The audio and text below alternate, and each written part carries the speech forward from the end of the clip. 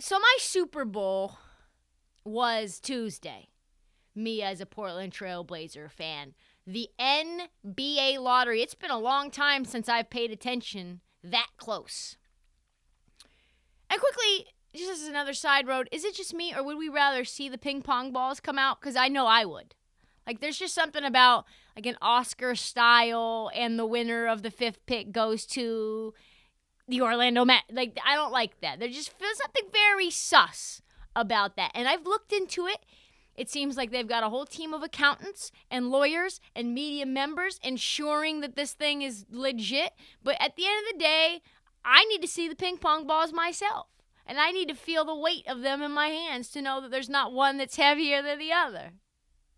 Transparency, accountability, where is it, folks? Where is it?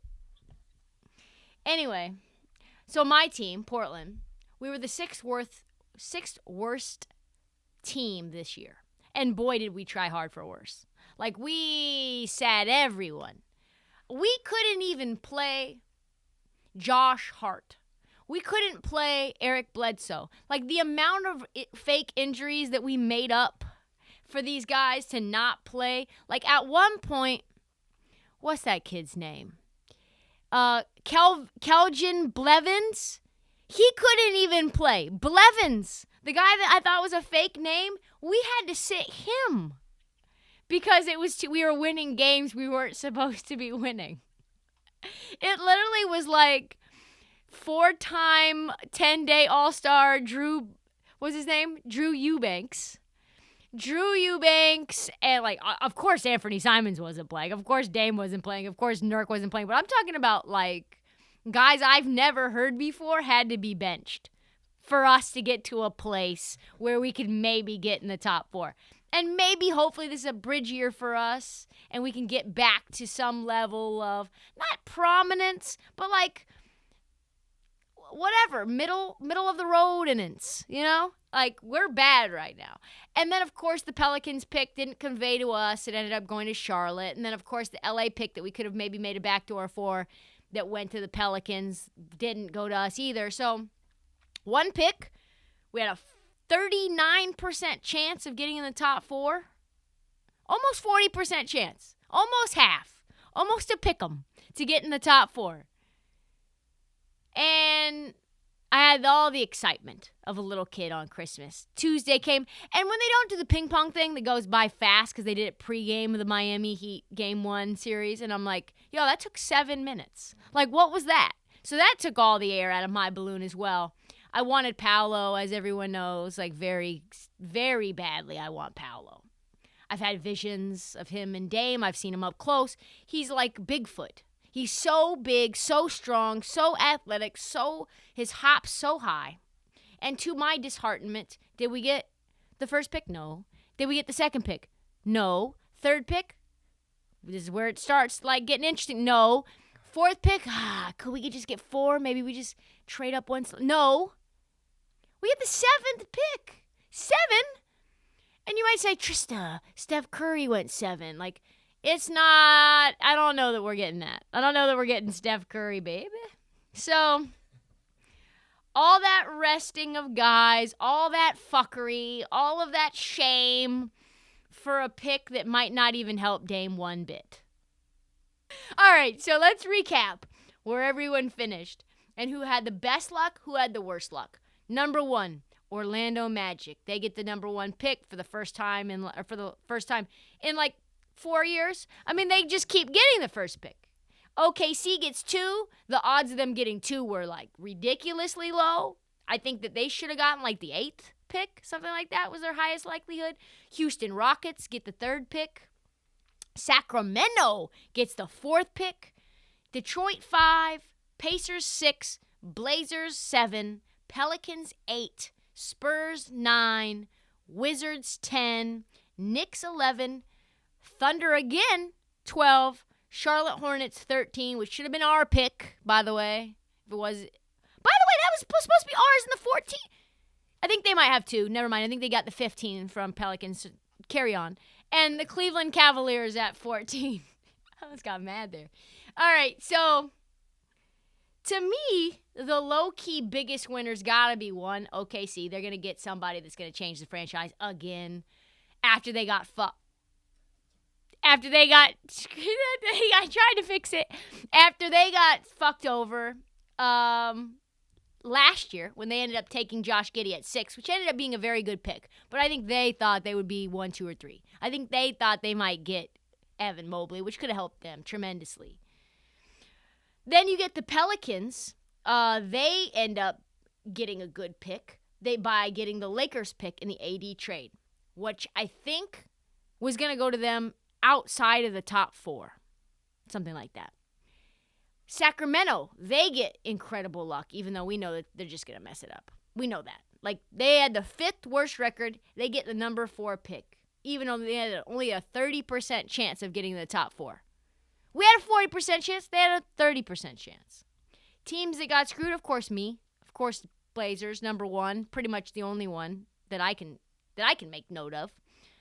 No, but truthfully, Detroit also, they had the first best odds for a top 4 spot, and they get 5. So that's screwed. Wizards get the 10th spot. You see Wes Unseld looking just furious. He's just so mad. Stoic, but like, God damn it, I just don't even know. Agitated. It would be kind of the way to describe it. So yeah, I would say that that's kind of like where the cookie crumbles. You've got Portland, Detroit, and Washington getting screwed. Best pickups, best lottery luck, OKC, Sacramento, and Pelicans. I did a quick little early impression mock, which we'll speed through, because I've done a little mocking up to my pick. 1 through 7 mocking.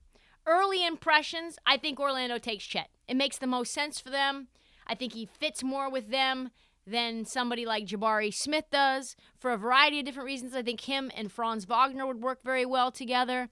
I'm not necessarily sure how they would want to use Jabari versus how they want to use somebody like Chet. They need a center. They don't have very good centers. They're off on Mo Bamba. They're off on Jonathan Isaac. I think Chet plays more versatile role with the roster that they currently have, and I do know that he's not slated to be the number 1 overall consensus pick. I think Jabari is. I think Jabari is minus 110. I think Chet is plus 140. So I think that's the first upset to me. Feels like an upset. I think OKC takes Jabari. Presti says he wants this team to have the ability to create a new defensive identity that pushes them to be more physical in the future to accomplish this. That, to me, sounds like if Chet is taken, they're going to go for a pesky perimeter defender to pair with Lou Dort. We know Shai Gilgeous-Alexander doesn't like to play a lot of defense, so they got to get another guy on the perimeter to do so. Going to be a toss-up, but I like Jabari if he's going to be available. Houston, I think they trade back. I don't think they take that pick. I don't think they want Paolo, even though I would. I would take Paolo in an instant. And maybe, just maybe, they'd be interested in trading with Portland for the 3rd pick. I don't know. Like, they are a team that is constantly rebuilding. They're a team that's just like, I think random scouts have come on the record recently and say that Houston might be the worst place to be drafted by an organization if you're a new pick, because they're just a dumpster fire. They have no organizational credibility. They're, again, a team that is not built very effectively, and they're a bunch of young gunners that are fun but probably aren't going to win a lot of games anytime soon. Maybe I'm wrong. I hope I'm wrong because they're fun. But doesn't that sound perfect for Anthony Simons? Like, to me, that sounds exactly like what Anthony Simons... Who cares you have 2 other Anthony Simons and Jalen Green and Kevin Porter Jr.? I don't care. That sounds like a fun little experiment to me. Sacramento Kings. Doesn't it seem like to you, for the 4th time in 5 years, they'll take another guard? Like, let's try it again. Why not? We know that Davion may or may not have worked out. We know we took Tyrese Halliburton. We traded him for DeMonis. But, like, let's do the Jaden Ivey thing. Let's do that. Who knows? Like, I know that Jaden Ivey's perfect. How do I know he's perfect for Sacramento? 1, he folds up in big-time moments, and he's never going to receive big-time moments in the future because he's going to be playing for Sacramento. You're never going to need to have any of the expectations that you will need going to a place like, I don't know, Indiana. Indiana's going to want you to be the next Malcolm Brogdon, and Malcolm Brogdon, sir, you are not. God, I hope I don't regret saying that. Detroit team, very fun, very long, very rangy. Troy Weaver is a good evaluator of talent. I think he's going to do what the Toronto Raptors did and surprise some people with the 5th pick. Even before the ping pong balls came out, he said, listen, I'm happy with 5 if I get 5. There's not a 3-person draft for me. There's a lot of value out there that I like. And you're like, that kind of scares me. Like, what do you know that I don't know? He said, I don't see it as a big 3. I think that there are tremendous players all along the board. We're going to pick the best player for us, and I think that he's going to come and work out for us. I don't see a scenario where we don't get the guy we want. What kind of cojones is that? You got the 5th pick and you don't see any scenario? Who are they going to get? Maybe Shaedon Sharpe? Feels like that's a possibility. There's reports that they might go after Keegan Murray, but I don't see why they would do that other than the fact that he's quote-unquote NBA ready. He doesn't feel like a pick for Detroit. But my pick for chaos, because I don't even know what Indiana would do if Keegan Murray's not there, my pick for chaos is them taking Keegan Murray. Quickly, Indiana must move their pick if Keegan's not there. Because there's no shot in hell that... I looked at the notepad again to make sure that it's okay. I think that one's okay. If Keegan's not there, there's no way they take Shaedon Sharpe. Like, is Shaedon Sharpe, like a kid who wouldn't even play 1 year at Kentucky, decided to do one and done without doing the one? And, like, he's going to go into the draft after just sitting on the bench for Coach Cal? Do you see him being an Indiana Pacer, one of the most conservative, like, low-paying franchises with a guy running the company, like owning the franchise that's like 90? No! Shaedon Sharpe is not an Indiana Pacer. If they were to take him, I mean, didn't it make perfect sense when they went out and got Chris Duarte? Like high pedigree, older, immediate impact, light-skinned. Indiana, man. They've got a type. I ain't got no type. They do, though. They do. Portland, this is where it gets interesting for me. I've come to terms. I've come to Jesus with who I think we will take. I think we're going to take Benedict Mathurin from Arizona. Benedict Mathurin is 6'6". Benedict Mathurin can score at all different levels. He can defend. He's got a pretty long wingspan. He can immediately contribute. John Hollinger has Benedict Mathurin as the number 5 best player in the draft. I think he's a sleeper. I loved him when he played at Arizona. He pops off the screen. He's a very hard-working guy who shows up in huge... If Sacramento was smart, they would take Benedict Mathurin at 4. They would trade back and they would take him at 4. But they're not smart, so we know we won't do that. Another side pick would be, if he's available, a Shaedon Sharpe. That feels like another Anthony Simons, long scorer, different levels. He can actually play defense, unlike Anthony. I'd be interested to see what he would look like with Dame. He's pretty big. I think he's 6'6", 6'7" as well. Or possibly Johnny Davis out of Wisconsin. Johnny Davis, he's a guy who can get it in the mid-range. He's not like a Brandon Roy, but he kind of moves like Brandon Roy, like molasses, but like just shifty enough where he gets open. I like him. He's a high IQ player. He can defend. Like, he's known for his defense. You see where I'm going with this, Blazers? Get somebody who can guard more than a parked car, please. Gonna be very, very interesting to see what happens at the Combine and the pre-draft process. As we know, nothing is set.